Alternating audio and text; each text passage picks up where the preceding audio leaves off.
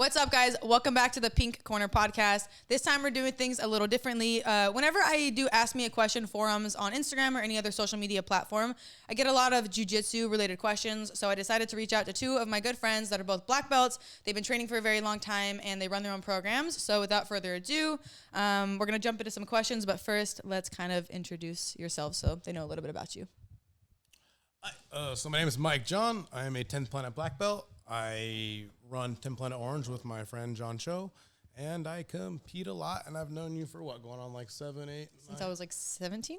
Okay, 7, 8 24? years. 20, okay, 20, yeah, so for a while now, we met at Buena Park, trained a little bit at Fullerton together, but yeah, thank you for having me. Of course. So I am Ben Westrich. I am a Chris Howder Jiu Jitsu black belt, run a program in Colorado Springs, Colorado. We live out here in Anaheim now. I do not compete a lot, so maybe I'll have a different perspective. I avoid any sort of hard work at this stage. So You used to compete a lot, though. yeah, used to. A lot of competition experience. So we have a lot of questions here. I get a lot of variety of questions, and some are just like fun ones I like to throw in there. But let's start off with a question that I get a lot. When people are looking to start jiu-jitsu, the big question is always gi or no gi. For those of you who don't know what that is, gi is like that white kimono, and then no gi is more just rash guard shorts. As an MMA fighter, I focus on no gi, but I did start doing both at the same time. But I know every instructor kind of has a different, I guess, view on that. So what do you guys think about gi or no gi and starting? Man, that's one of the things I go back and forth on, to be honest with you. I actually started in the gi. I got my purple in gi to start off with before I came over to 10th Planet and got my brown and black and no gi. I think it helped a little bit in the beginning because I just focused on guard work and stuff like that. I didn't really pay too many. Slow things down. Yeah, I focused on the guard, close guard retention, stuff like that. But then when I came to 10th Planet, I was getting rocked by footlocks by like white belts and blue belts. I couldn't even know what was going on. So, I don't know, man. Because I think in the gi, you stay away from footlocks to like brown belt. Am I right, Ben? Kind of. Most gyms, yeah. Like I think in competition, that is the case. For the most part, right? So I don't know. The one thing I like about no-gi is they kind of offer you the entire picture right away, which is kind of good because certain people can look at the whole picture. But it's also kind of bad because you see people who only do leg locks and they're kind of victim to that kind of thing like that too. But I've also seen the opposite too. People only do arm bars. Yeah. You know, so it's just. If I had to be honest, I don't have like much of a clickbait answer for it, but I think it's good just to do jiu-jitsu for the most part, to be honest with you. Gi, no gi, just go train. But obviously, since I'm 10 Planet, I'm a little more biased towards the gi. I mean, towards the no gi, I should say. And I guess when you say like a lot of people focus on footlocks or this or that, I guess that also does depend on the school or the. Like 10th Planet is very focused on leg locks and like all the tricky stuff. So if you are going to 10th Planet and you're starting with no gi, as a white belt, learning some of that stuff might be a little overwhelming versus maybe if you're at a different school who does both gi and no gi, but you only do no gi, you kind of get more. Like when I was at 10th Planet Fullerton, like Andy Balmore, like he doesn't teach like a whole lot of leg locks. Like he teaches the basics that you know, but like it was very much like heavy guard passing and top pressure, stuff like that. So I guess it does depend on the program and the instructor as well. Yeah, exactly. I think that for me, I even today, like you see when I'm teaching, sometimes I'll relate things to like gi grips and control. And I think that for beginners, especially when you're not young, when you start jiu-jitsu, that learning proper control can be difficult because when somebody's strong or explosive, sweaty, they slip out of stuff a lot. But anything, in my opinion, anything that works in the gi other than some gi chokes, it illuminates something in the no gi. Like if a control works in the gi, like if I can do lapel guard, it's because I have control of your hip. Like it translates well. Right. Yeah. And so then it's just figuring out where does this translate to something else. So kind of like for me, I think training in the gi allows me to kind of think about jiu-jitsu a little bit differently and challenge myself. But you know, like Mike John said, I'm a really big advocate of people training both. And I think that especially for like MMA people, we'll have them train like gi passing because then if they can, you know, maintain posture, good control in the gi, like postured up against a no-gi opponent, then nobody's sweeping you in a fight. Nobody's submitting you in a fight. And so I think that they both incentivize different things. And I think that training both can be beneficial. And I think that sometimes mixing it up to where, you know, like I'm wearing a gi and you're not, or you're wearing a gi top and I'm not, and I'm looking for different things and you're looking at defense, or you're looking at escapes a little bit differently, that can all be really important.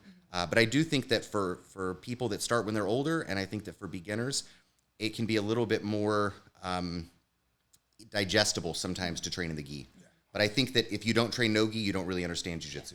Yeah, we always kind of talk about that with gi and no gi. We always talk about how when you start with the gi, you can translate into no gi, and it like can translate pretty well. But like, let's say someone is a black belt in only no gi, it's going to be very hard for them to compete with black belts in the gi.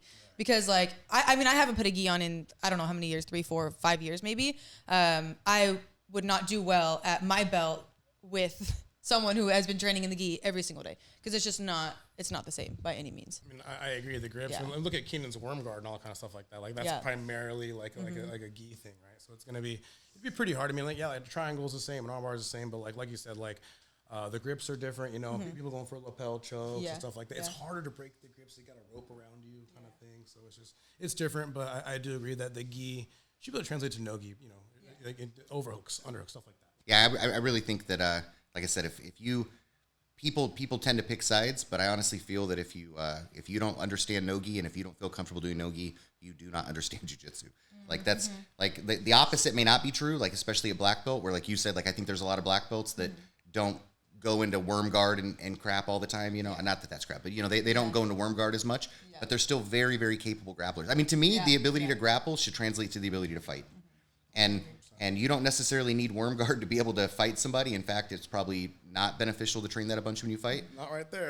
Right. So in the end, I think that they're both necessary, but you really have to understand no-gi controls it. And I guess to kind of bounce off the gi, no-gi topic, it's a little different, but not really.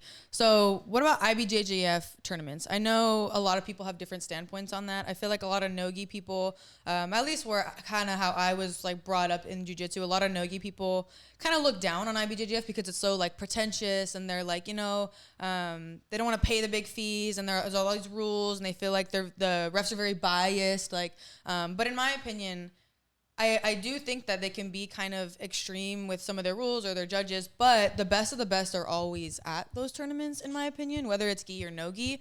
So what's your guys' stance on like competing in IBJJF or like some schools, I guess, having a stance against IBJJF? Where are you guys at? I mean, I kind of want to get more into it. Yeah, you know, we don't have the best rep being 10 planet IBJJF, but they're very prestigious accolades. You know, you're a no-gi black belt world champion. That means a lot. You know, I see a lot of those guys go over to one, you know, so it's just like, I do actually want to throw my hat in the ring and those kind of things. I actually do want to get registered, but it is kind of hard because like, if you weren't registered for IBJJF from like white, blue, purple, brown, if you try to register directly as a black belt, they put you through a lot of like hoops and all. It's pretty freaking hard. So it's almost more troublesome to get registered for it. But at this point in my career, I just want the accolades. I feel like some people might argue that that's what makes it a little more prestigious, is like how hard it is to like get in, I guess. True. But I do, you do have to jump through a lot of hoops. And it's a lot easier to sign up for like a little no-gi tournament that's like right here. Or like Eddie Bravo was like, hey, do you want to be on the next EBI? And you're like, yeah, cool. Absolutely. And it's like, sign a contract, said and done, and it's easy, but it's way easier. There's less like, you don't have to be like, you know, marked off. Like say if I want to get approved to be a black belt, I have to talk to like Vinny Magalhaes, I have to talk to like Boogie, I have to get signed off, I have to pay their fee. They have to review my application, approve it or not, send it back if it's good or not. It might take a while. So it's just, but it's something I'm willing to do because I definitely want to get that no-gi black belt world championship. Yeah, I think that to answer the question maybe a little bit differently, I think that first you have to separate the IBJJF as a like certifying organization and then as a tournament promotion. And as a tournament promotion, their stated goal, whether or not it's true all the time, I have a few disagreements with what I'm about to say, is that they want to promote jiu-jitsu rule sets that create a self-defense training atmosphere.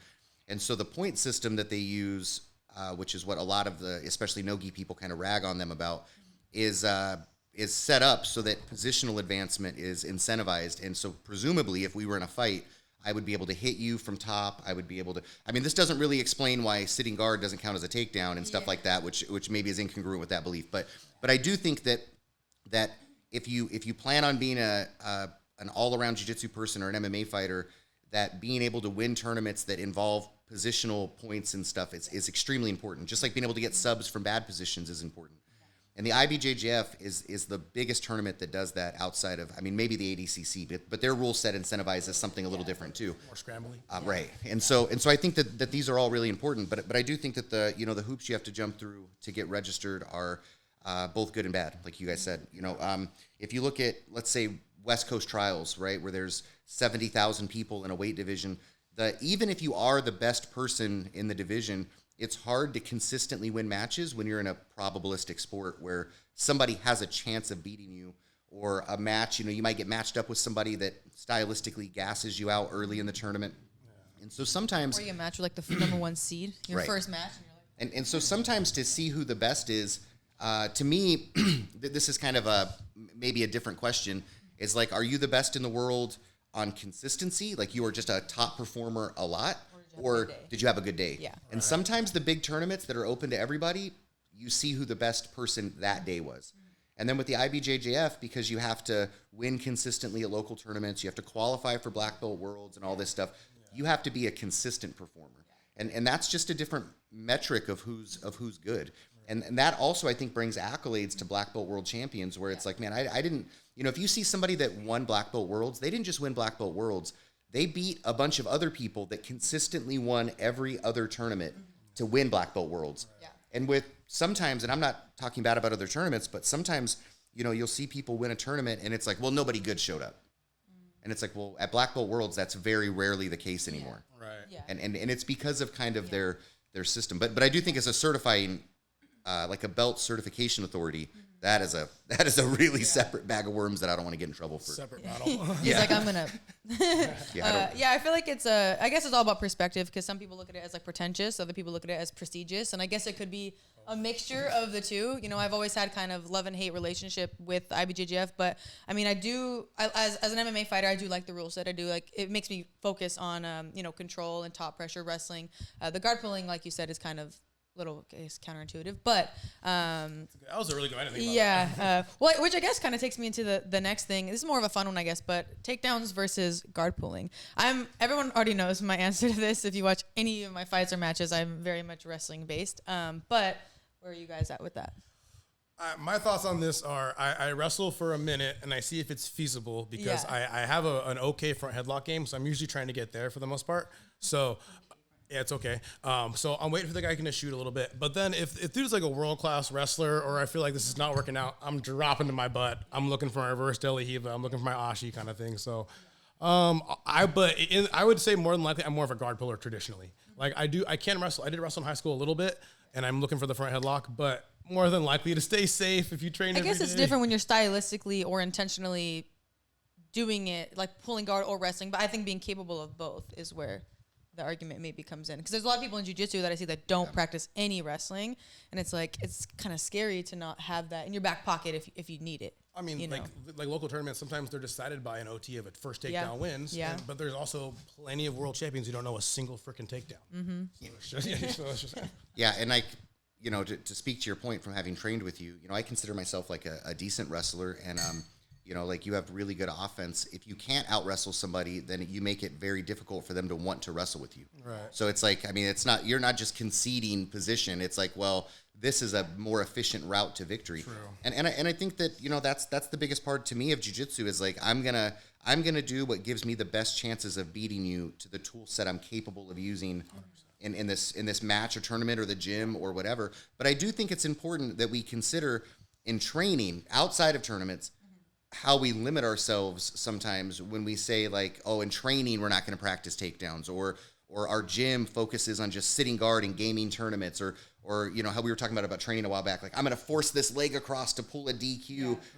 And now we're gaming a rule set that once we leave that, we've actually eliminated opportunities for our athletes or for ourselves, versus as a coach, I don't know, we'll probably talk about this later, but as a coach, I think my job's to increase the number of opportunities they have, or what they could compete in, not to arbitrarily limit them because I don't want to wrestle or I don't want to pull guard. So, I mean, you'll see, like we worked the other day, I'll do things like get on single legs and then sit guard on you to force you to have to make a decision on, do you want to wrestle with me or do jiu-jitsu with me? And when you pick one, I'll do the opposite with you. Right. And so I think giving people those dilemmas is amazing. And, Mike's really good at that. Like I'll be on top trying to pass and he's on my neck. And then I'm like, well, I'm going to back out when now he's back up wrestling with me. And I'm like, man, like this is really difficult to deal with. Yeah. And I think that's the way to be. I think both of you guys made a good point too about the rule set and the competition, and because some tournaments it's like OT is like start on your feet, first takedown wins, and it's like, okay, so if you have wrestling right there, then it's like a close match can turn into like an easy OT win. Right. Versus there's other ones where it's like EBI overtime, where it's like you start with your back take and you start like in an armbar, and it's like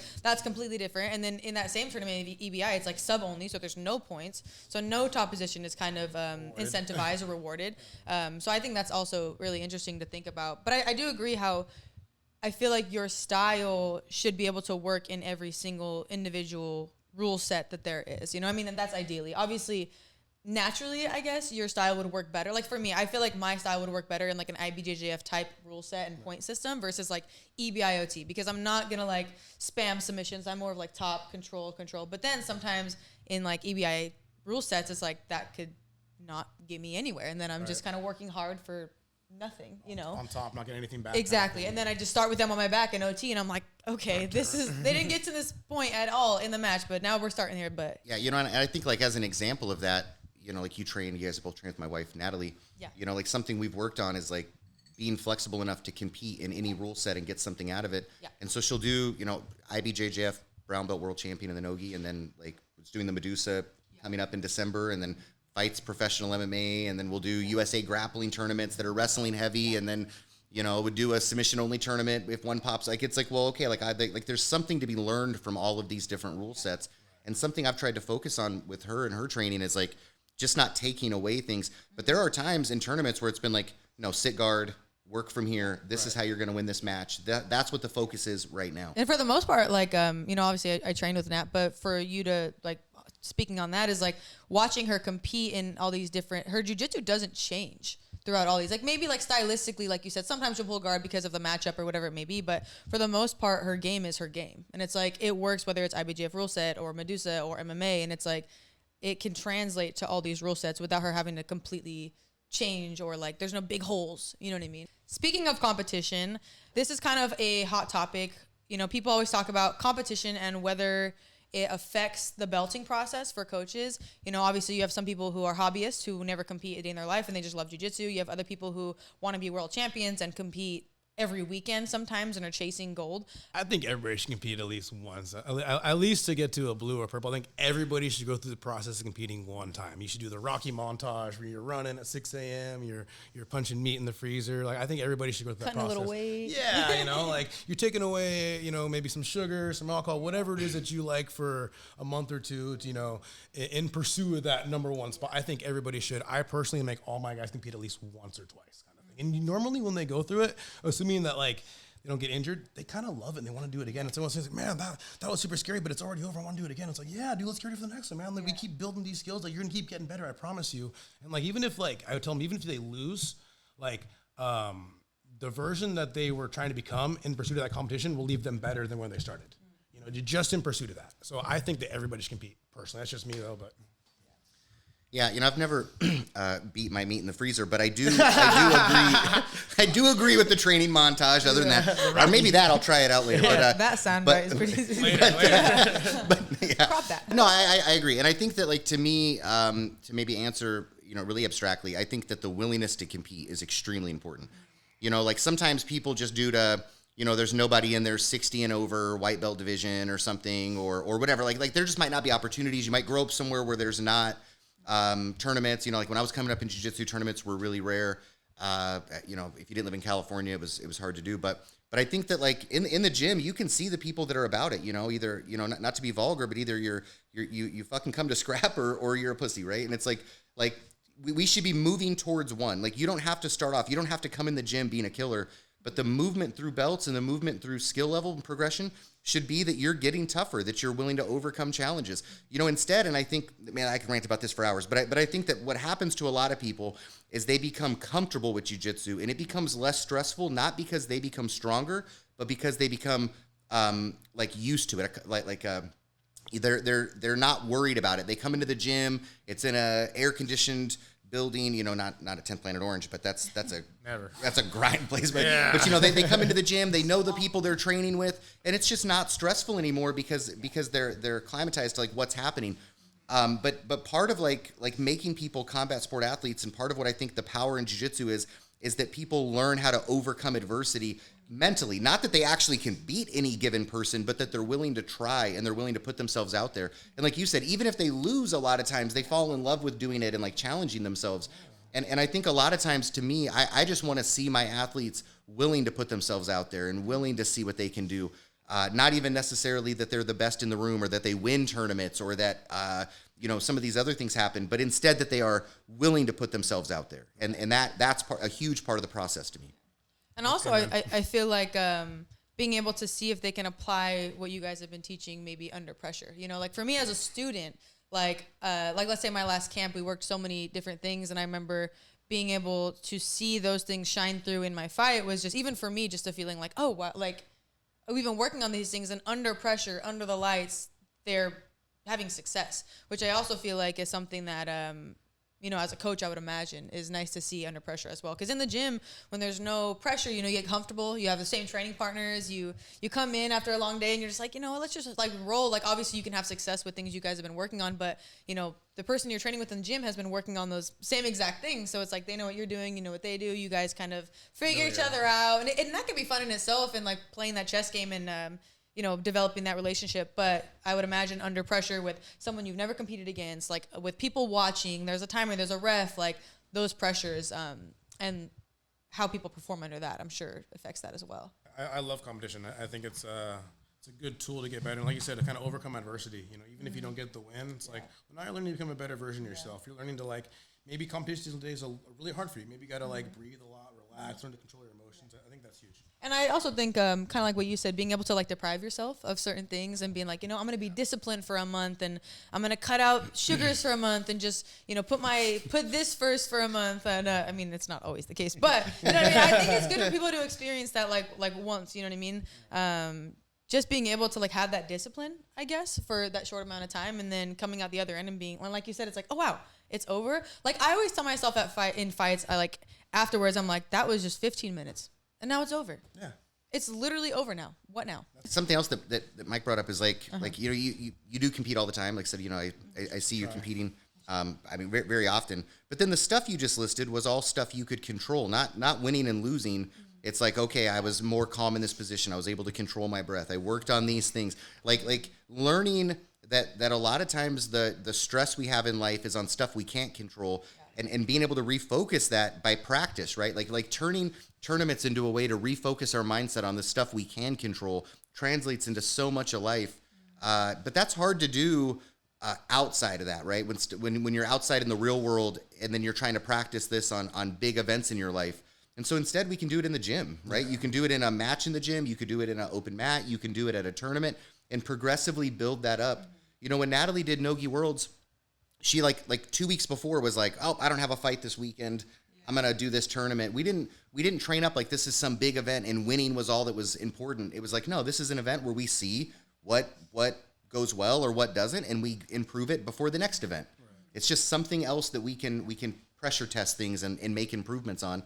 And because of that, when you compete regularly, when it's part of your lifestyle, it's much easier to be practiced at doing those things. And like seeing that and setting that example, you know, for your students too is a huge thing.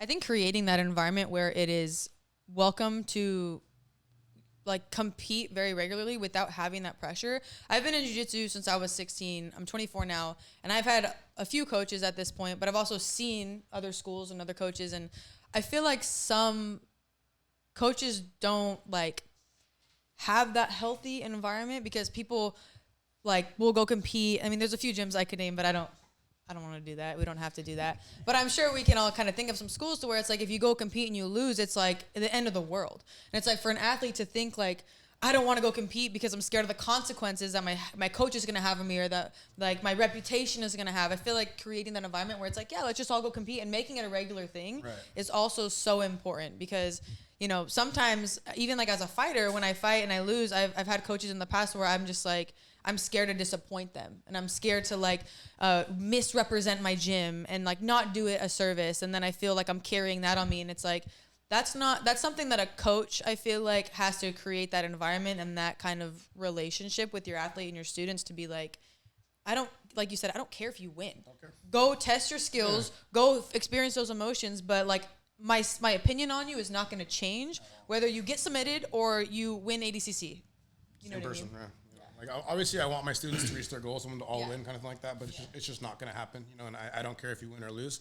I remember Coach Casey saying, like, I don't care. I care less about the result, and I care more about how you carry yourself out through the whole process. Mm-hmm. And that's something that kind of always stuck with me. Where it's like, yeah, I care more about that. When you win, did you rip your rash guard off and go sprint around and say everyday Pohava? Or when you lose, did you fucking white belt champion? Yeah, white belt for life. Or when you lose, did you kick the ground and walk off and not even shake the coach's hand? It's like, oh yeah, that shit pisses me off so much. Like win or lose, the result should be the same. yay, nay, thank you, On to the walk next, off. Let's yeah. get Get ready back for the to next work, one or go yeah. eat some pizza. I don't know. Yeah, the only time I tell people that competing's not right is if I have doubts that either winning or losing will be bad for them. If I think that like if they lose, they're gonna just lose all their self-confidence and never come quit. back to the gym Yeah, or have some like external pressure. Or alternatively, some people, you know, like they're the kind of people that when they win like some white belt tournament, you know, now it's like the end for their learning. They're the champion grandmaster What or can something. I say? And I've it's done like, it all. It was the be all end all, right? right, exactly. It was a They means to made an it. end. And it's like if you are detached from that, then competing is a huge tool for. It might be one of the only or best tools for growth. But if you are just married to that outcome and it's going to negatively affect you, then that's when I'll tell people like, no, competing's important, but not for you right now. Like in your stage as an athlete, probably not great. Let's take a step back. Yeah. Do you think competing as a coach is like kind of a requirement? Man, I go back and forth on that because there's people like Greg Jackson, you know, who I don't think he's ever competed in his entire life. He's one of the best MMA coaches in the world.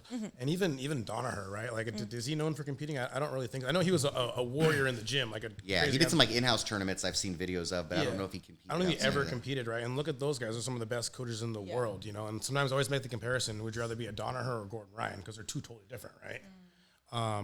I don't know. I don't think if competing qualifies you to be a coach, but I think it helps a little bit, right? Because sometimes you see what your athletes are going through, and if you've competed recently or if you've competed at all, it's like, okay, I kind of remember what that's like. You know, maybe it helps you empathize a little more and kind of help the athlete along the way a little more. I don't think it makes like the best coach in the world if you're like a Gordon Ryan or like a Marcelo Garcia kind of character, but I think it might help just a little bit with the emotional part of the competing. I don't know. It's just Being able to relate to your athletes who are competing. I think who are so. doing those things. I think That so. makes That's sense. huge. But I don't think it's like you need to compete and win everything, and that makes you the number one coach. I don't think it's like You know, you bring up Gordon Ryan, and something I think that's wild watching him compete is that a lot of people when they become competitors, they focus on like what they believe their path to victory is, and I think that to be a good coach, you have to also accept that not all of your students are going to have the same path to victory as you. You know, like if I was giving you feedback on something, you grapple differently than I do, and that's not good or bad. It's really good for you.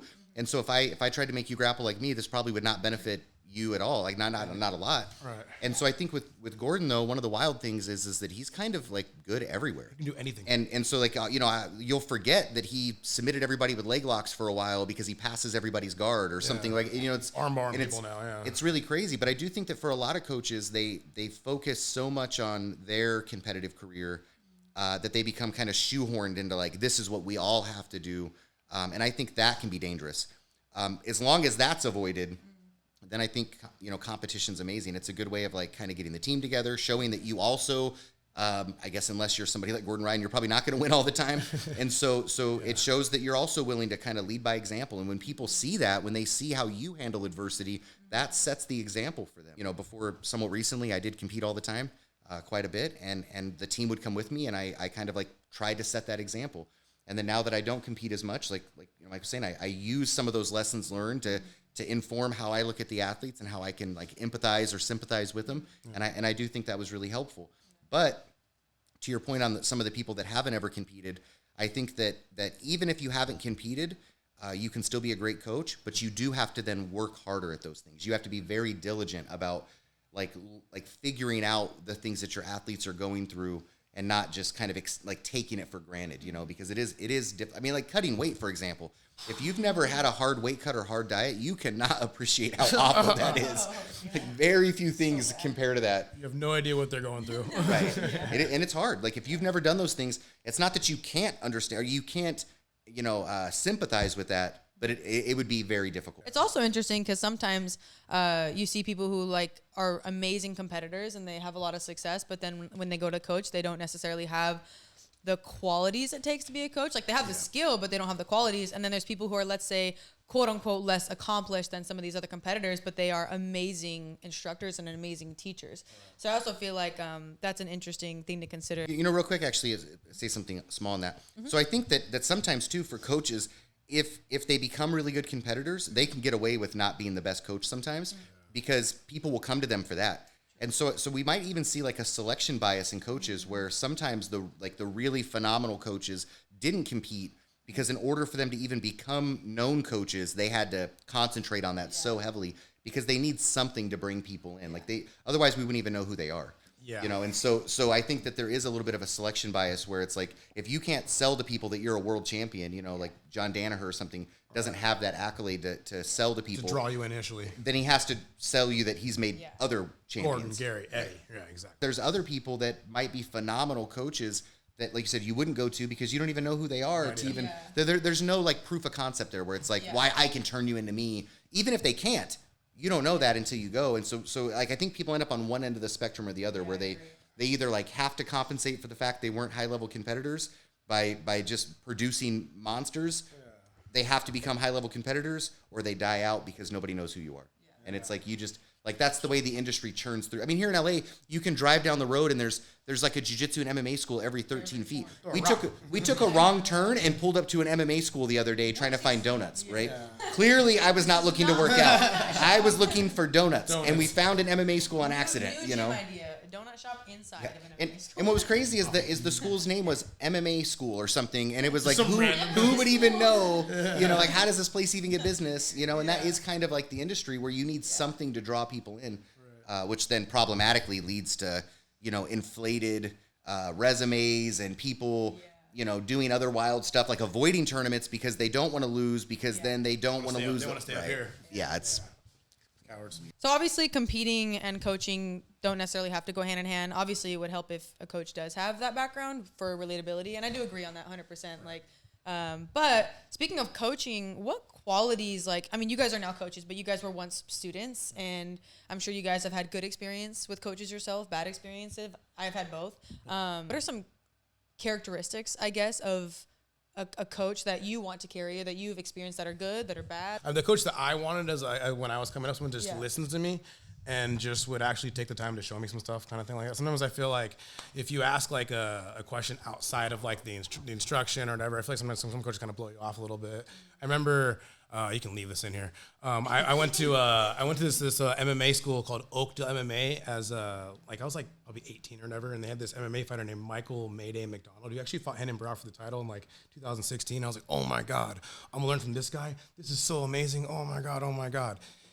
He was not the nicest person. He was so like arrogant, and he was just so about himself, and it kind of broke my heart really, because he was like this like hero that I had. They say never meet your idols. Yeah. Or never meet your heroes. And then, like, I took like his MMA class. I took his jiu-jitsu class. I'm like, this guy's kind of an asshole. Like, no, this hurts. And then, but I stayed at the school, and I found a bunch of other guys who no one ever heard of who were great coaches. Rolando, Bill. Those are who you'll remember. Yeah, I'll remember. And they actually played a pivotal role in my growth. Whereas that guy, the whole reason I went there was because him was like, oh my God, there's a world title contender a town over from me. Like, I want to do this. Like, I got to go there. And I go there. I was like, man. Like you really only care about yourself, and even then, like you don't really care about your career that much. You're just there because you're good, or you're just like fortunate. So, So then I got other guys there that were like really good. That actually cared. They'd work with me, you know, after practice, before practice. We get our own sessions in. It was just someone who's willing to give me their time and not make me feel like an idiot whenever I ask a question. Who cares? Who like genuinely cares? Yeah. And it makes me feel like, okay, cool. Like it's we're in not this like a together. puppy mill type feel where it's like, all right, I'm paying a membership. I guess I'll just do the class. Yeah, exactly. So. Yeah. Yeah, and I think like for me, you know, I've never been accused of being the nicest person. Like, but I will like listen to what you say. Like, I might not agree. Like if you have something like, oh, like I think this would be better, or whatever, we can discuss that, and I'll do my best to address what you're saying and explain to you why I agree or don't agree with that. And I think part of coaching to me, like you know, if you go to okay, so a little bit of backstory, I guess. So I also teach at a university, and like I think that if somebody comes to you, you know, and they're like doing a project and they're like, oh, well, this is what I have. Like part of my job is to give you honest feedback on what could be improved. Yeah. And then part of it's to look at it from the perspective that you're doing something that might also be right, even if it's not exactly what I would do. And then we could discuss that, right? We could grow you from that. And I think that's a big part of coaching to me. You know, like I got in an argument one time with when we first moved out here, and Natalie was training with some people, and one of the coaches, I didn't feel, she would like ask a question and then he would respond with like some nonsense that had nothing to do with anything she just said. And it was like constant, like months of this. And then finally I was there watching her train, and she asked a question and he responded with some straight up gibberish. And like, I was just like, no, like I'm not going to let this go. Like you're going to respond to what she said, right? Because that's just disrespectful. Like even if it's something different than what I would have said or what she wanted to hear, or whatever. I mean, that's why she's asking the question. But like, at least give your athletes the respect of acknowledging them and giving them a little bit of a like thoughtful of a response. Like you're saying, like don't just blow me off after practice or ignore me or whatever. And I think that like that is so missing. And then the second part, I think, is culture. I think that the coach of the gym sets the culture of how people train. And so part of like my job at the gym we run is like, I don't see people and I'm like, oh, well, Timmy's just an asshole. That's the way it is. It's like, no, Timmy's your student and you should be moving him towards or away from different things that you want to incentivize or not. You can't completely control everybody. Yeah. But, like I see all the time on like the jiu-jitsu groups where people are like, oh, I don't roll with big people in my gym because they're just going to hurt me.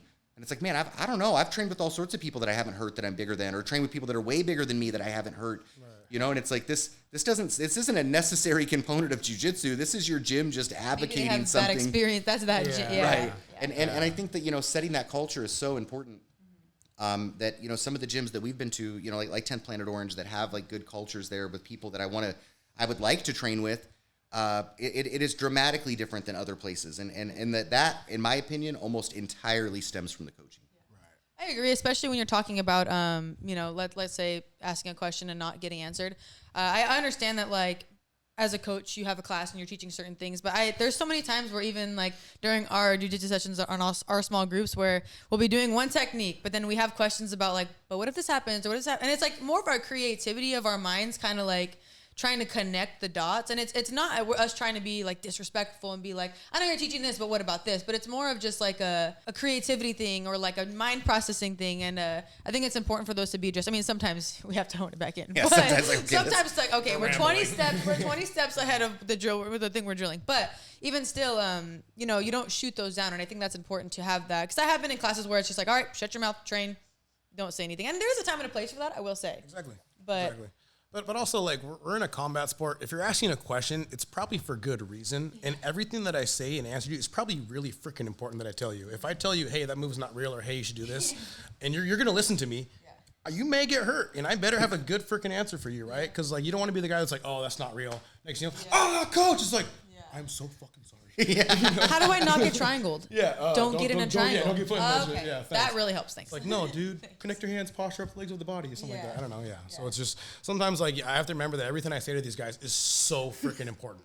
Because literally their ligaments depend, their blood vessels depend on this. Especially when they don't have like the history you have with jiu-jitsu or the experience you have. Like, they're 6 months in. I'm 16 years in. So so they need to listen. Sometimes people ask me questions and I'll be like, oh, okay, let's back up. Why are we going like before?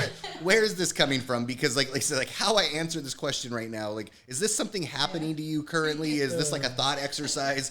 Thought experiment. What are we doing here? Where are we ending up here? Because like if this is something that's happening, then we need to address this immediately. If we need maybe a more abstract answer or move it to another lesson or something, But like to me, when I watch my students compete or something, I think about that. Like I what we did in the gym is what's keeping them safe in a fight. And like for me, I don't want to see, one of my athletes get knocked out or injured or whatever. Like that's like a phobia of mine. I'm constantly like, ooh, I'm responsible for these things. Like we've seen people, I'm sure you guys have, all the videos on the internet, but like we knew a guy in Colorado Springs that somebody shot a single leg on him and he didn't defend it properly and like blew his leg out backwards and then he almost died. He like tore a artery in his leg, and then it was like the worst case scenario ever. Exactly, like literally the worst thing you possibly could have imagined, and stuff like that I see, and I'm like, oh my god, like my students are my friends. These aren't my customers. These are people I spend my life around. Like, oh my god, like I couldn't imagine being responsible in some way. And so I think that's really important. Like the stuff you tell these people really matters. So fun. And I guess it kind of bleeds into like something else I want to talk about. We talk about good qualities in coaches, but what about good qualities or bad qualities, I guess, in students? Like, what do you look for in a student that would be like, that's a good student, or like that's someone that I see that wants to learn? I think it's growth mindset. Open-minded, right? Open-mindedness, right? Like doesn't shut anything down, willing to listen, But at the same time, like, you brought up a good point earlier. It's like, if you can validate to me, like, why you're asking this question or, like, why we're playing this what-if thought experiment game, then, I'll answer to the best of my abilities. I'm not going to shut you down completely, but just keeping it open-minded. And the other thing, too, is, just getting in the gym all the time. You know, I'm sure all of us when we were coming out had no problem staying in the gym 6-7 days a week. That's why some of these young kids, I'm like, yo, why are you at a rave? Yo, why are you at a bar? Yo, why are you at a concert? And it's like, coach, I'm trying to have some fun. It's like, man, like you're so good. This isn't fun. Yeah, I mean, like, Winning is fun too. Yeah, winning's fun too. So that's the biggest thing for me is like open-mindedness and the ability to keep them in the gym all the time. Because I'm in the gym 24/7. That's why it's so hard for me to even comprehend why they're not here. Like, what do you mean you don't want to be here getting better? There's someone out there training to beat your ass right now. Especially if someone is an active competitor and they want to compete and they're saying that those are their goals. Right? I guess as a student, everyone could have different goals. Some people come in and they're kind of middle-aged and they're like, I just want my black belt, or I just want a hobby, I want to lose weight, versus someone who's like 18 years old and they're like, no, I want to be an ADCC champion. It's like, okay, obviously, I guess you would expect kind of different things out of those two students. Right. Like, you can't say you want to be a UFC champion and then train twice a week. And what's crazy about that, though, in my experience, is a lot of times the people that say they're just hobbyists, because it's fun to them, they do show up all the time. Right. But then They the don't put people, that pressure on then themselves, other people will be like, "Oh, this is my life," and you're like, well, "That's weird because I don't ever see." Why do you think that is? Twice this week, homie. Yeah. like, why do you think that is, though? I think it's I've because noticed of external pressure they put on themselves. You know, like they it becomes like a job to them. It's forced. They forget that they were in love with the sport at one point. And then I think too, especially as you ascend up, it becomes easy to just kind of I don't know, like you said with the guy you mentioned, you know, I don't know this person, but I think that like a lot of times what happens is you get some level of like fame or notoriety, and then it's like, oh, what do you know? What is this? Like, oh, I need to be doing these things. Like you said, I need to let off steam because I've been training so much, and it's like, right, but it doesn't have to be this. Right. It doesn't have to be. You know, like for me, letting off steam could be hanging out with you guys. Like even doing this is you know, right? I would rather do this than be at a rave. You know, like I don't know. That's my preference, I guess. But you know, and so I think that they start believing certain things about themselves or where they're at or what they need to be doing, and then they just kind of forget what their end state goal is, which is like there is a trade off. You only have so many hours in a day. You only have so much energy, and if you're out drinking, then you're not at the gym training or not training as hard or not making weight as easy. And I think it can be hard because obviously you do want to have a balance. Like you want to be a human being and have that balance. And I feel like for me, that's something I always struggled with. It was like always in the gym, and then it was like I'm getting burnt out. Like now I hate this, but it's like why do I hate this? I actually love this, and I guess it is like a mentality kind of shift when it comes to that. But it can be hard to like balance those external things. I've gotten better for sure, and I'm sure it comes with experience, but. It's always interesting to me. Yeah, I mean, like, balance is huge too, but like, you know, if you look at those number one guys, like you got to think they're putting 80, 90% into all this kind of thing. Yeah, I'm sure they have 10% of maybe they go to Cabo or Cancun for a week out of the year kind of thing like that. But a lot of those, like Hoffa, a Guy, a Gordon, a Gary, and Andre, like they're probably in the gym literally 24/7. I guess that comes from like mindset and training control as well, because I mean, we train every day for the most part, give or take a day or two here and there. But we also do, I still think I have balance, even though I am training 6 days a week right now. Like I do feel like I have that balance, and I guess that's just like a mindset shift and like still being able to like allow myself to do these things while I still train, and like having a balance of training. So let's say I train really hard on Monday, Tuesday, Wednesday, and then Thursday comes and I'm like, all right, like I'm gonna kind of drill today, or I'm still gonna like what I do, but I'm still gonna train. Like having that type of balance, even if it's not like taking like a week off of jiu-jitsu. Or alternatively, we went to Cancun to train. Yeah. Right? Yeah. We That's did my the new favorite camp. thing lately. You know, we're going to Ireland to do the Yeah. training camp, and so it's like, okay, well, let's have some balance. Let's train for so many hours a day. Like let's get enough training in that we're still training 4 or 5, 6 hours a day. I mean, we were training like 6, 7 hours a day. And then, okay, we're also on a resort, and then in the evenings we can hang out together and have tacos and go to the beach and walk around. And so it's like there are ways you can still do these things. It's just, and to your point about balance, like a lot of people think that balance is like equal measures of this or that. But I think that at the margins, anybody that's super successful at anything focuses on those things a lot. You know, if you go to medical school to become a doctor, medical school becomes time, like life consuming. You know, it's like, that's what it takes to become an expert at something, good at something. And if you enjoy doing it, that's not a cost. That's not like I don't think about my time training jiu-jitsu and I'm like, oh, all this time I wasted. No, I loved every minute of it. I wanted to do it, but I also consciously chose to want to do it. I made an effort when things would get hard to be like, you want this. You know, something Natalie says all the time, like before tournaments and stuff, is she'll say to the competitors, like, this is the fun part. This is what you trained for. This is what you push. You paid money for this. You want to do this. And when you reframe it, it's like, oh, you're right. Like this is right. fun. I actually did choose to do this. So one of the most hot topics in jiu-jitsu right now, coming up in a few weeks, is CGI and ADCC. So This is going to be an interesting topic. I already have a feeling, but obviously there's a lot of backstory there. I'm going to be very transparent and say I know a little bit about the drama. I don't know much about the drama. We don't necessarily have to talk about that drama, but just the events in themselves, you know. Right. Obviously they're happening on the same exact weekend. It's very polarizing. CGI was almost made to spite ADCC. 100%. Yeah, not 100%. almost made. I guess 100%. it very much was. But what's your guys' opinion on it? Because this is a really hot topic in jiu-jitsu right now, and it's only like a couple weeks away, 3 weeks maybe away. I love it. You love it? I love it. I mean, so the only thing I don't like about it is I feel like the people in the current ADCC bracket, if they win, there's gonna be like an asterisk next to it just because like half the roster left the CGI. That's the only thing that's not cool about it. But I mean, he's bringing awareness to our sport. He's bringing money to our sport. I mean, his big thing I think was that ADCC champions get paid $10,000 to win their respective division. And he's paying his athletes $10,001 just to show up. And he's all, that extra dollar, he's all, that's for me personally. On me. Yeah, he's so funny. But he brought up a good point, and he's like, 1990, whatever, they're in a high school arena in ADCC, Marcelo wins, you know, $10,000, great. 2022, they sell out T-Mobile Arena, you know, and the winner gets $10,000. He's all the drum player, the guy banging the drums got paid more than the ADCC champion. Like, what the fuck? I think that hopefully, and I think you even saw a little bit from Mo, is that originally I think the girls' prize money was 5 Gs, and I think he actually raised it to match the guys' prize money recently. So as they should. That's kind of weird. Right? It's kind of weird that it was different. It's kind of weird that none of us knew about that until I recently, didn't until Fiona Davis did a YouTube video recently. So it's like, okay, so that's a good move too, right? So like, hopefully moves in the right direction. I just feel bad for like PJ's in the ADCC, and I love PJ. Yeah. But like if he wins, it might be a little bit asterisk, you know, because a bunch of the guys went from there over here, and same thing with a couple other guys. So it's just, I like it and I don't like it kind of thing. And I hope that the CGI finds a way to be sustainable for the next couple of years, so not just a one-off thing. Yeah. But we don't know, right? Because we don't even know who's even funding it, right? There's rumors that it's Zuckerberg funding it. There's rumors that it's like Ukrainian money funding it. I would say it's like sponsorships, maybe. I don't know. Yeah, and I think like. So I'm not going to go into an economics rant. So otherwise, I might have to pull out like whiteboards and draw some graphs. Start drawing them. But I do think that to kind of simplify my argument a little bit is first off, like I think in the short run, drawing attention to pay and just being a little bit more transparent, like eliminating what we call in economics like information asymmetry is really important. Right. So that the athletes know what's actually happening. To go back to the drummer guy.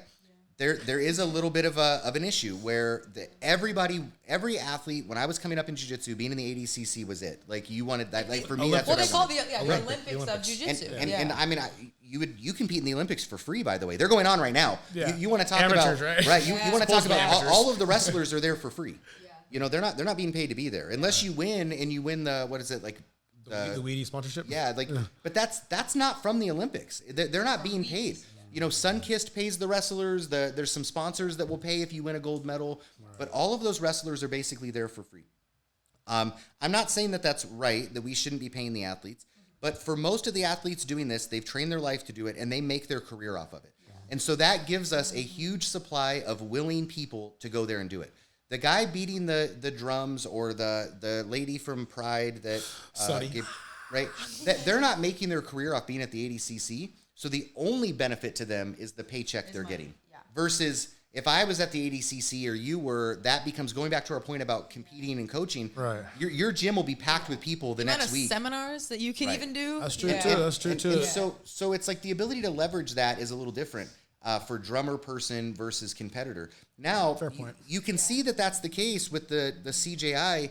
When they list the accolades of people, it's ADCC competitor, trials winner. Yeah. Like, that is still such a big thing. That's how they found most of their athletes. That's what made these athletes sellable, right? So my worry is, in the long run, is that if, let's say it's not somebody willing to just lose millions of dollars funding a vanity project, let's say these are actual businesses that think they're going to get a return on this sponsorship, and they don't. Right. They won't do it again. In doing that, if you're a legitimate business and you don't want to be associated with something falling apart or not, like no viewership, you might be very hesitant after something like the Metamoris to put money into a project that's just going to fail you, right? And so if the CJI can continue to promote events, that's great. But if they, this is just my opinion. But if they really, really, really wanted a max viewership, maybe they could have done something like have the event the day or two before the ADCC. So a lot of the people that were already coming out would have went to it. Viewership would have skyrocketed, and their sponsors would have got a return, and those athletes would have got a bigger return on viewership. Yeah. To your point about the asterisk, I think that's insanely important. Yeah. And the crappy thing is this affects the high-level athletes more so than the people that were like dark horses to begin with. Right. Where like if somebody beats Mika Galvao, they're the champion. Yeah. Right? There's not going to be an asterisk. It's like you won the ADCC, you beat the guy that was considered the number one guy at that weight class. Right. You're the champion. Right. But if Mika wins, then it's like, wow. All the tough guys, the Tackins, whatever. Right. Yeah. And it's like, I mean, does it really affect him as much? No, because he has a bunch of other accolades and everybody knows he's really good, but it doesn't mean as much to him. Right. But for some of these like guys that are like, I got invited because nobody else, other people left. Not that I was the 6th place ADCC trials. And then if they do happen to win, that's huge for them. Like they were get the 6th guy in the draft. Yeah. They get a really cool chance to like make history for themselves and like this is my run. But for some of the big names, now by splitting it, it's like, well, now I'm gonna have to have a super fight against this guy later to unify the championship kind of thing. Oh yeah, whoever wins the CGI. Yeah. The interesting thing too, if we're talking about the CGI maybe not being sustainable, is does this affect future ADCCs with the relationship between the athletes that left ADCC and 100%. That probably won't go back? But if CGI is just a one-off thing, then it's like, what now? Because we have both of the Ruotolo brothers. We have Fiona Davies. She's the best woman in jiu-jitsu right now. Hands down. You're talking about 3 of the biggest names in jiu-jitsu right now that left ADCC. I mean, among others, obviously, but those are the 3 that stand out. What happens with future ADCC events? Like, is it still going to be the Olympics of Jiu-Jitsu if CGI is not sustainable? Well, I saw Mo like say something about Andy because I guess like Andy Varela was like, "Yo, put me in ADCC," and then he's like, "Oh, I'm going to CGI." Oh no! And Mo made a post like, "Don't fucking ask me to be in ADCC and then run over to CJI." Yeah. So I think for sure like he even said like certain people like, you will not get in here like unless you win trials. That relationship is done. Yeah, unless you win trials, East Coast, West Coast, good luck getting in my goddamn tournament, like no invites. How dare you? Yeah. So it's for sure going to affect future relationships, no? Yeah, I mean, I agree. I mean, I think that like some of those people have burned some bridges. And I mean, if you're confident on winning trials, then do whatever you think is, good for you. Yeah. I also think that like, with some of the athletes, like maybe they were already kind of, some of those guys like some of them are like Penn State wrestlers and stuff that probably weren't going to compete. But to that point, to kind of about like winning trials, one of the things I think that makes in the long run sustainability for the ADCC is like if you're a casual fan and you're like semi-casual. I mean, you're probably if you're super casual, you're probably not watching the ADCC. But if you're a little bit casual, you might not know all the names. You probably don't know all the names about the people competing, but they got there via doing something, winning trials, being really good. And so if somebody loses to them, you're not like, oh, this guy's a bum. You're like, oh, well, they lost to somebody else that's really good. You expect that. Right? I think sometimes when you have invite-only tournaments where you don't know how good the other people are necessarily, then it kind of like ruins your stock a little bit if you don't win. Do we know the rule set yet for CJ? I don't think some people I'm sure do though. No, I think some people would know. It's 3 5-minute rounds, right? And I believe they judge it like an MMA fight. It's a thing called the alley. It's like in this like inverted, like the same thing that Karate Combat Club has. Okay, yeah, it's like that. And this 3 5-minute rounds. I mean, I'm not exactly sure the actual criteria of it. To be honest, that's how they're telling me they're doing it. To be fair, I'm not sure the actual criteria for MMA sometimes. Like, oh my god, yeah, same. So thank God. And that's something, with like Ty's match that he just had that I brought up, versus Joseph is like, okay, so some people, like Ty was on top the whole match and was attacking, and then Joseph Chen's like attacking submissions on bottom and looking for off balances. And what's interesting is like some people are like, well, this was like a preview of their match potentially at the CGI, but it's like, but we don't really know who would win that match based on somebody else's subjective criteria, and that means, like, how do you prepare for a tournament where you don't even know what they're looking for yet? And we're 2 weeks out. And as far as I know, unless you train at the B team or something, you might not know what those are. And you could say MMA, and then it's like, okay, well, even in MMA, how do you – because there's no strikes, if you literally just took it as an MMA rule set, being on top doesn't matter if you don't strike somebody in MMA anymore. Yeah. And then submission attempts and off balances would actually win you the match. Yeah. Right. Like little jabs. People are winning off their backs more now than they ever have because of people being like more stalematey on top. We've had some MMA like judges and refs flat out tell us recently, like if you don't strike on top, if you take somebody down or hold them down for 2 minutes and don't land a punch, it doesn't count for anything. But if they have a submission attempt, they win. They win the round. One submission attempt, right? Yeah. And It also depends on the competency of the judges or the refs. And all that shit is so different. Yeah, right? I mean, we've all been to tournaments where it's like there is a rule set, there is overtime rules, there are these things that are written detail by detail, and then you do the tournament and they do something that's not anywhere listed in the, and you're like, what is the point of, you know what I mean? So you also have to wonder, I guess, that, especially if the rules are kind of up in the air right now and no one really knows. It's like, well, what about that? I think a lot of people just saw 10,001 and then potential million. Let's get paid. And just signed it real quick. I think rules. I'm gonna sub everybody. No worries. You know, it's like as an athlete standpoint, it's really interesting because obviously CGI is newer and there's blah blah blah. But I don't know. For me personally, I would rather compete in ADCC for the prestige, you know, and the experience. It's been called the Olympic in Jiu Jitsu for a long time, and like.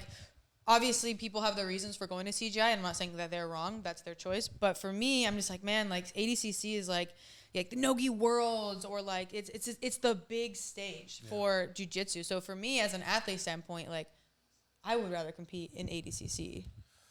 I think so too for the prestige of it. I've been watching it for so long, and I remember watching, like, I was like in high school watching Marcelo Garcia, you know, arm drag people, or Rico Rodriguez, and I was like, kicking him in the back of the knee. And I'm like, I was thinking like, oh my god, like this guy has like superpowers. Like he looks like the size of me, and he's actually being like a grown man heavyweight. I gotta learn this shit. Like this is a grown man. He's a grown. Yeah, this guy looks like a high school. He's being up a grown man. I'm like, oh my god. But yeah, the prestige of that. I mean, if you win ADCC, I think everyone knows you made it, right? You get gold medal there. It's like. Seminars for life. Yeah. Your gym is set for life for memberships. I think that's all huge. But then another thing I was thinking about for the CGI, real quick. So they do 3 5-minute rounds, right? If you win the first 2 rounds and you get put an armbar in the last round, does that mean you're gonna win the match because you won basic amount the first 2? Do you let that shit break and then go on to the next round? That's something I thought about real quick. I don't know. I'm curious about that. And it's interesting because with ADCC, you know the rules for a long time. So people prepare and train for the ADCC like for months and months and months with that rule set, under that rule set, like ideas in mind, plans in mind. But if you don't, and this is like a brand new rule set that CGI is introducing, and no one's going to be training for it. So I feel like there's going to be a lot of confusion, a lot of like, well, what do I do here? What do I do here? There's not like. Yeah, it's definitely the first go at it. Yeah, so it's going to be kind of interesting. But yeah, I was wondering, like, what if you're in the finals, you won the first 2 rounds, there's 30 seconds left, $1 million, armbar, and if you don't tap, you get $1 million. $1 million for sure pay for my medical bill, right? Like, I don't know. So. I've done way dumber stuff for free. I will 100%. Break it! You subtract the surgery cost in your mind mid-arm. It's like 40 grand. Yeah, it's worth it. I'll be good. Yeah. Wait, you're like, hey, do you guys cover medicals real quick? Could you imagine though if you don't tap? Let your arm break and the ref stops it with like 5 seconds left. Yeah. And you're like, I'm are fighting. you kidding me? I'm like, throwing hands. I did this thinking I would get $1 million. Yeah. Now I got a broken arm and no $1 million. Thanks, man. Yeah. Sorry, it's my job to protect you. Well, it's already broken, dude. Yeah, so. exactly. Yeah, you failed me on both accounts. You took money from me. You didn't protect me. And now I don't get medical care. Yeah. Thanks, dude. Yeah. And you know, on the money front, it's interesting to me. Something I worry about too is that, you know, like when it comes to understanding how much money you should compete for, part of it is like knowing your worth to an organization or your market value, you know, and if you bring in a lot of tickets, maybe your market value is higher. So maybe like prize money is not a fair metric, you know, like maybe the ADCC should be paying some people more because they put butts in seats even if they don't win. I don't know. I'm not saying anything for or against that, which they've been accused of doing. But I am saying that if you were to go to the CJI now, and now you believe that all tournaments can afford $1 million payouts, or a lot of tournaments can, then that's not realistic. Like it's just not. It's not going to happen, unfortunately. Without some oil money or Facebook money, you know, like that's something that I don't think is super sustainable. And so for a lot of athletes, they might forego opportunities, or other promotions might not be able to find competitors.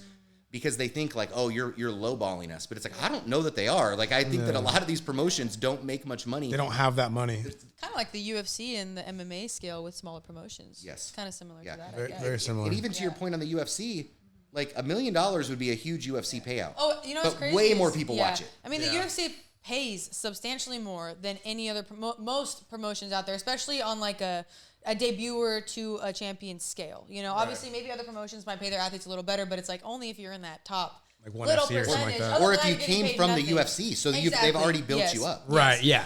But you can still argue, and people do all the time, about how Dana could be paying fighters more, or like blah blah blah. And it's like the same with ADCC. It's like, yeah, like they could, but like everyone also wants to be at ADCC Yeah. or everyone wants to be in the UFC, so they can kind of, in a sense, do Whatever what they they want. want. They can do whatever they and want, it's still yeah. so far above what other promotions are paying that it's like, Most well, most MMA fighters that are pros would literally take a handful of fucking Sizzler coupons and a high five from Dana Yeah. to like Yeah. get their Just to MMA make it, debut, just to make right? it, Just yeah. to be there, Yeah. like that. Like 100%. so it's like Yeah. while they could pay them more, they could also pay them a lot less. The evidence of that is go to any local fight card and see every athlete there getting paid less than any Yeah. UFC fighter. Amateur Oh, fighters up next 100%. fighting lights out kind Oh of thing my- like that. Yeah. Like all amateur cards, I think are off. I have a moral Yeah. problem with that, but Well, it's wild because your promoter just like selling people getting the shit out of them, and you're getting paid $80 a seat, and you don't got to pay them anything.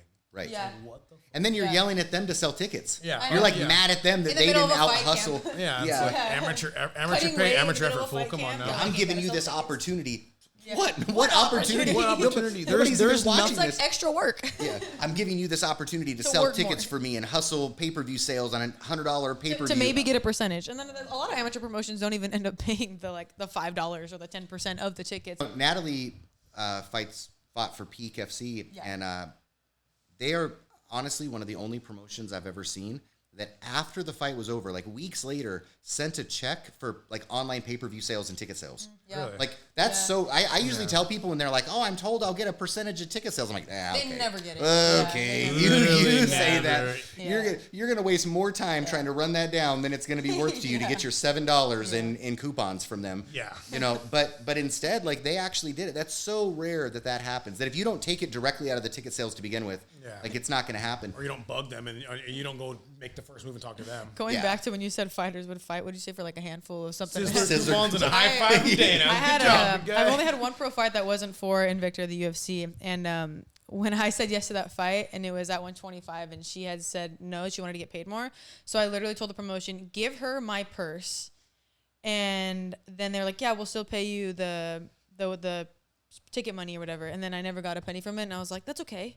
That's Gotta okay. fight. Like, What? yeah, I fought for free, and I gave her my purse, and I was like, it's okay. We could just make the fight happen. Like, it's okay. So I just thought of that when you were like, they would fight forever. sometimes, like- I didn't even get a handful of peanuts. Yeah. Sometimes you're so desperate just to fight, just to get out there, just to Yeah. get experience, make a name for yourself, kind of Yeah. thing. Like, yeah. But when he said like you need to know your worth, I'm like, dude, I've taken so many Yeah. like jiu-jitsu matches where I've lost like $1,000 in pursuit of like Yeah. traveling over You there. travel there, maybe Getting you my have a dogs coach with watched, you. yeah. Yeah. You know, Airbnb rental, all that kind of stuff, and like, Yep. cool, I'm out in the first round. in Yeah. Chicago. This is great. Two minutes in. Yeah, awesome. Halfway across the country. Then I got to go back to Chili's and tell my bar regulars how terrible I am. You know? At Nogi Worlds one year, I showed up. I was competing the first match on my mat of the day at Black Belt. I stepped on the test scale, fine. Stepped on the real scale, disqualified. I was a pound over. I was a pound, like 1.6 under on the test scale. I was over. The next like 2 or 3 people after me get DQ'd. They're like, oh, the scales must be wrong. Recalibrate the scales. It's fine now. But everybody that got DQ'd was done. What? We flew out to San Francisco, all this stuff, done. And they weren't even like, hey, our bad, whatever. No. This is IBJJF? Yeah. Literally, that was it. I was like, are you? After that, I had like an insane, Not It you guys. sounded like I did. I had an insane phobia after that of like missing weight. Even That I would be though like, you're on Yeah, weight, right? Even though you did it all Missing right. weight is already, or like making weight is already so stressful. Like I will step on the scale like before I weigh like a million times to double check, go check the official scale, check my scale, recalibrate it, make sure they match. Like, so for that to happen, I would have PTSD. yeah. And when I told them like, oh, the test scale, they're like, oh, that doesn't matter. That's a test scale. It says not to trust that. I'm like, Then why the fuck is it there? Speaking of jiu-jitsu and MMA fights, I always think a funny topic we talk about is whether you think jiu-jitsu matches should be called fights. I do not think they are fights. I think they are matches. do not come into my gym I do not and think they are say fights. It's one thing I'm very adamant on. I have talked to people online. I've talked to my students about this. Kevin Ma, it's not a fucking fight. I'm not You kidding, Kevin Ma. specifically. Yeah. No, one time on open mat and I hear Kevin. I'm like rolling and I hear in the background. So I'm fighting this weekend. And I'm looking. I'm like, bitch, you got a jiu-jitsu match. You're like, shut your bitch ass up. And he looks at me and he's like, this. Anyways, I'm fighting this weekend. He's like, don't interrupt me, coach. I'm talking to this girl. I'm like, all right, whatever, Kevin. I don't think they're fights personally. I think, you're I killing think, my game, bro. yeah. I was like, all right, whatever. Okay. I think MMA fights are actually fights because I think you can get really fucked up, like cognitively. You can cut weight wrong. You can get slammed on your head like Leon last night. You can get knocked the fuck out, head kick, whatever. You know, I think you can actively be different from that. Jiu-jitsu, I don't know. I don't think so. Yeah, you can tear your ACL. Yeah, you can get slammed a little bit, but I don't think it's quite the same repercussion. I don't think it's quite as bad personally. I don't think it's a fight. I mean, I know some people may think I'm wrong, but I think that you had brought up a good point earlier. I think it's just a clear misrepresentation of what they're doing, and they want to appear more like a fighter than they really are. Because if you tell someone, hey, I'm fighting, or hey, I got 5 fights Saturday, it's like, well, what do you do? Yeah. Oh, I'm doing jiu-jitsu. Oh, not MMA or anything like that. So it's more about the intention behind you calling them fights. Yeah, because but it is a form of fighting, right? Yeah. We can all agree that you don't go out there and just lay down and win. Sometimes it's a little bit of a. You do have black eyes sometimes. You do. Yeah. And then we've seen people break their arms. We've seen some horrific Russian videos of people going for flying arm bars and paralyzing themselves. There was like cement on the edge. Did you go to USA grappling? No. There was like cement. It was like the mat and then cement, and someone got like slammed onto the cement, and it was so scary to see. And then was he paralyzed? Tried to catch him. No, he tried to catch himself though, and then I'm pretty sure his like face hit his own knee. His knee hit the ground. It was like this whole, and I was like, that's a fight. You can walk. You can say that now. They were having a battle. At least. I think combat jiu-jitsu maybe a little more because you got slaps a little bit. That definitely feels a little more fight-like. But I think overall, no. Sorry, Kevin Ma. Yeah, I think. Kevin Ma. Yeah, I think to your point about like, well, I'm talking to this girl. It's like, well, yeah, that's it's a fight for sure if I'm at the bar. Yeah, and that's kind of the idea is that you want it to appear a certain way, and that's why then when somebody corrects you, you're like, oh well, But it's like, well, if you really thought a jiu-jitsu match was a fight, then the correction is not a correction. Yeah. It's like a clarification. And then that shouldn't be a problem. It's, well, the type of fighting I'm doing is jiu-jitsu, but you don't want to hear that, right? Because clearly you don't think that's the case. I think that like whatever the most lenient rule set is, like in competition, when somebody says, "Oh, I have a fight," people usually default to that, and then we have a spectrum of like what a fight is, which is like an MMA fight all the way down to like a karate match or something. I don't know, some sparring. Yeah, exactly. Some very restrictive version of the rule set. Now, a jiu-jitsu match is clearly, in my opinion, more of a fight than a lot of other things, right? And, maybe a boxing match or a Muay Thai match, you might say is more of a fight or equal because the rule set's restrictive in a different way. Yeah. But I honestly think a Muay Thai fight is more of a fight than a boxing match because it has all the things that boxing has and then some. And more. Right? And more. And so then, I think that like when you say without any qualifiers, I'm doing a fight, people just immediately assume, and that's why people say that almost always. Yeah. Now, if I was talking with Mike John and like we're hanging out and I'm like, oh, how'd your, he's like, oh, I just did the who's number one or something, and I say, oh, well, how was your fight? Like he knows what I mean by that, and that's me asking, not him misrepresenting. Yeah. Right. When you're telling that to somebody with no context, I just think it always comes across as misrepresenting. Unless you're telling a family member who thinks you're doing karate anyways, and you're like, hey mom, Thanksgiving dinner. Hey mom, I got a fight this weekend. Oh, you still doing karate? Still doing karate, mom. Yep. So I guess if it's in that context too, it doesn't matter because there's no like implication. You're not trying to sound cooler Tough or make it. Mom. Yeah. You're just like, yeah, mom, I still fight, or like stuff like that. I guess. Yeah, Natalie's parents will, after her fight, be like, that was a good karate match. Like literally, they were at the MMA fight. She's like, I've never once done a karate class a day in my life. But thank you. After she won, they're there. They support you. After she won a title, they're like, so you're done now? Yeah. This is the be all. This is the be all end all, right? You're the champion. Yeah, you're done. You made it, right? You give her black belt, and they're like, I'm so happy you got your karate black belt. And she's like, thanks. Her dad actually was like, he's like, oh, I'm so proud of you. I know it's not a karate. He had to like, he's like really making an effort. I was like, oh, that's awesome.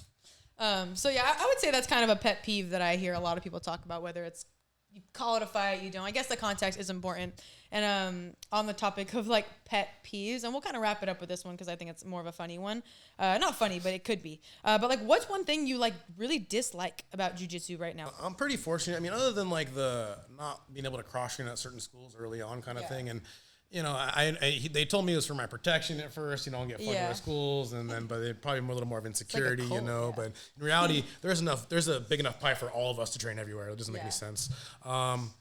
I guess I just don't like just gym cultures where I feel like there's like one guy and I feel like he's super toxic and he's making everyone's worshiping him. Kind of, right? Or he's making them act terrible. I've been to some gyms where like, they're like, hey, before your competition, I want to see like you six White Claws deep. It's like, what? Like, we're going to go compete. You're like on competition day? Yeah, no, for sure. Like, yeah, and it's like, yo, I want to see you 6 White Claws deep. I'm going to call the police. Train like you fight. Yeah, and I'm just like, I'm over here like, what? that doesn't make no sense at all, you know? So it's just stuff like that I think is a little toxic personally, where it's like, I think the point of this was to become a better version of ourselves and be healthy and all.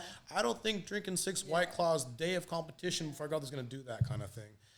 So just stuff like that, just toxic environment stuff. Like I said before, like if you win and you rip your rash guard off and you're stomping on the guy, like you just want to I hate that shit. Yeah, so I do too. I feel like I've had some moments where I've won fights or won matches where I'm just like the most ecstatic I've ever been, and I've never acted that way. Like, cause I understand the excitement though, and like the build up, but sometimes to some people I'm like, I think you need therapy. Well, I think you need therapy.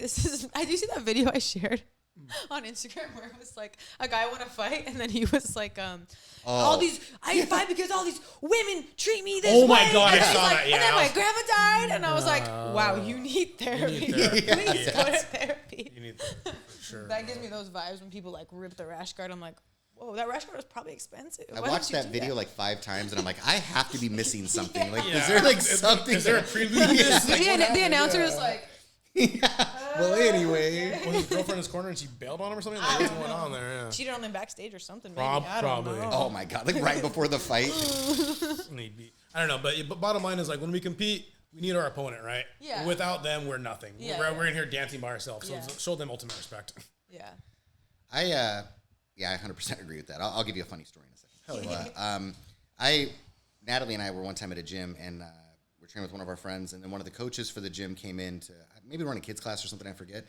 But he's like running the class. They're all in their gis. He's in like his street clothes, drinking a beer, like in his socks, yelling at them. And this is like during the techniquing. Like it's not, I don't know. And so I was like, oh, this is a Interesting. This is a fun environment. Bold move. We'll see how this plays out.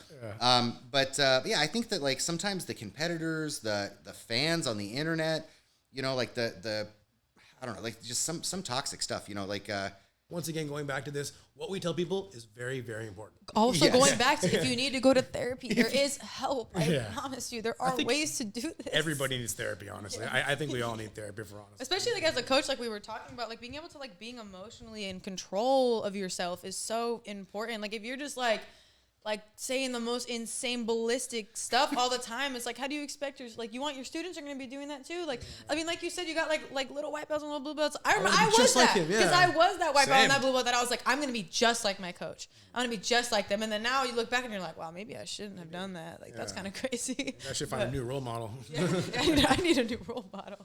There you have it. We talked about a lot of hot topics in jiu-jitsu, a lot of regular questions and topics that kind of get brought up as well. Let me know what you guys think in the comments, and I will tag both Mike John and Ben below so you can go follow their gyms. Black belt at 10th Planet Orange, black belt at Warrior Fitness in Colorado Springs. But there you have it, and until next time.